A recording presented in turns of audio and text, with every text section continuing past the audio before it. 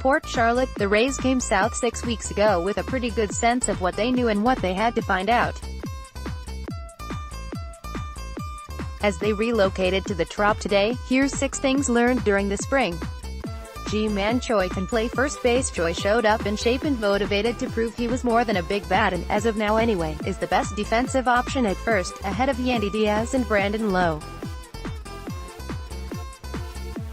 Worth noting, however, manager Kevin Cash saying, in a spring training setting G-man Choi has kind of shown he can handle the defensive side. The game gets quicker starting Thursday. Right-hander Cole Seltzer may join the list of trade throw-ins. The Rays cash in on acquired with Diaz from Cleveland for Jake Bauers and $5 million. The thus far career minor leaguer impressed with consistent strike throwing and an intriguing slider, and seems likely to make the majors at some point. There really isn't going to be a set lineup, especially with third baseman Matt Duffy out to start the season. They will be mixing and matching on the field and in the batting order all the time, seeking to maximize depth and versatility.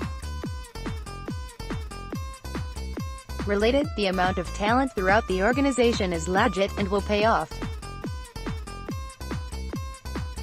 Managing the pitching staff will be an ongoing challenge, especially if they stay in a rotation with inconsistent Tyler Glass now starting ahead of back-to-back openers, creating the potential for 3 straight days of heavy bullpen use. No matter who wins the final bullpen spot between Adam Kolarek, Emilio Pagan and Hunter Wood, expect to see the other 2 shuttled in early and often. Lowe is going to be a big part of the lineup if it wasn't obvious before. His new $24 million guaranteed contract made it clear. Some days he might hit cleanup.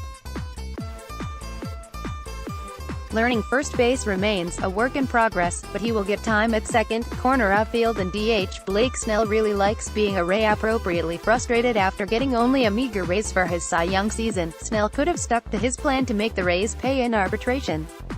Instead, he took their call to discuss a long-term deal and agreed to sign on for 5 years at a potentially discounted $50 million. Rays rumblings. GM Eric Neander was either sleep-deprived or being overly inclusive on a media call announcing Lowe's extension, congratulating him, wife Madison and your dog Collie. It won't be something if there's no opening day sellout, considering Snell vs. Justin Verlander and the Trop's reduced capacity of 25,025. The Rays don't give no trade clauses, but Snell will get $1 million if dealt, $1.5 million if he logs a top 3 Cy Young finish first. Also, he gets his $3 million signing bonus up front. See.com. S6-word Rays preview. Can baseball's mad scientists surprise again? Speedy Vidal Brujan moved into MLBpipeline.com's top 100 prospects list, the 7th Ray.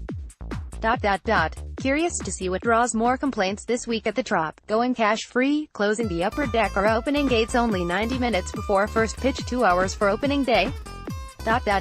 Rays pitcher Jalen Beeks gets a World Series ring, having pitched in 2 games for the Red Sox before the July 25 trade. Senior VP Chaim Bloom was among 8 potential GM candidates in a recent Baseball America piece. Former Rays reliever Brandon Gomes was promoted to Dodgers VP and assistant GM under former Rays boss Andrew Friedman. Unless something changes soon, it's weird that neither James Shields nor Denard Span will be playing anywhere. DJ Fresh has a radio commercial for a car, truck dealer. How many Rays players do? Great note from The Athletic's Jason Stark, Mike Trout, Bryce Harper, Manny Machado and Nolan Arenado signed for a combined $1.32 billion. The Rays' total payroll through 21 seasons is $1.01 billion. So the Rays took over running the Rowdies, whose roster changed extensively from last season. Contact Mark Topkin at email protected. Follow at TB Times. Rays.